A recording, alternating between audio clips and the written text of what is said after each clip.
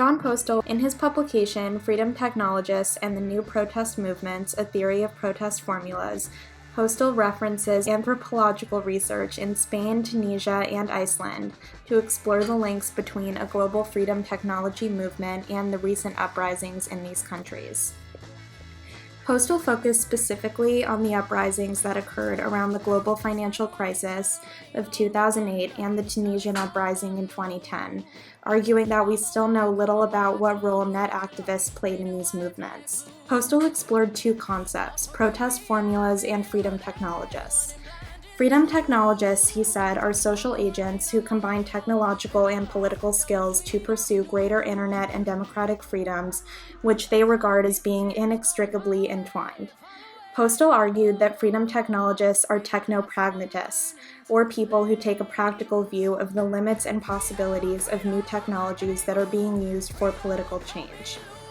Protest formulas, he said, are a compound of societal forces and outcomes that characterizes each protest movement, as well as each phase or initiative within a movement.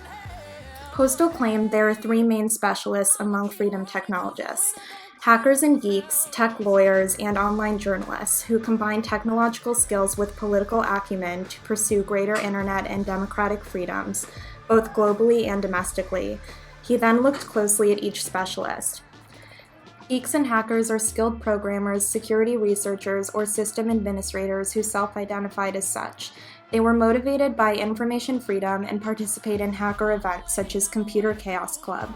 Hackers are more technically skilled than geeks, but geeks are literate in digital media skills like video editing and design.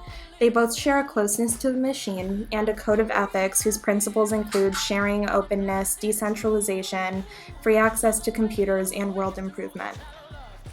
Tech lawyers are legal professionals who are heavily interested in tech and copyright issues. Lastly, online journalists are a mix of professionals and amateurs who have an abiding interest in technology. Online journalists do not believe DDoS attacks are the answer, and instead favor a reformist strand of hacktivism that can change the existing political systems from within. The 15M movement was started to protest internet piracy and evolved into a movement that championed free culture in which artists and content creators could copy and share art without permission or ramification. Soon after the movement began, it started producing prototypes.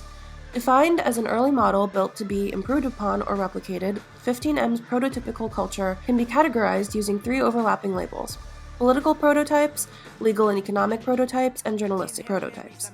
Political prototypes involved the protection of individual freedoms. Legal and economic prototypes were concerned with the spread of free culture, and journalistic prototypes were involved with the free spread of information. In 2008, one of the most politically transparent countries in the world, Iceland, went bankrupt as a result of actions that proved to be the exact opposite. Over 50,000 people lost their savings. It also left a financial clique of about 30 people to control the country's economy through a revolving door between finance, politics, and the media. WikiLeaks was responsible for releasing documentation online that exposed how much of a problem Iceland's revolving door was. This crisis quickly led to drastic changes to Iceland's political and economic institutions, turning to its people for help with reform by allowing for citizens to participate in the drafting of their constitution via the internet. The financial crisis also led freedom technologists to launch the Icelandic Modern Media Initiative, IMMI, to strengthen information freedom, first in Iceland and later globally. These acts by freedom technologists of all kinds have become so frequent in today's society that they have become almost indistinguishable to the average citizen. The countries Postal talked about in his article did pave the way for activism online to get us where we are today, a society where anyone with a Twitter account and an opinion or information can become a freedom technologist of sorts. Freedom, freedom, I can't move. Freedom, cut me loose.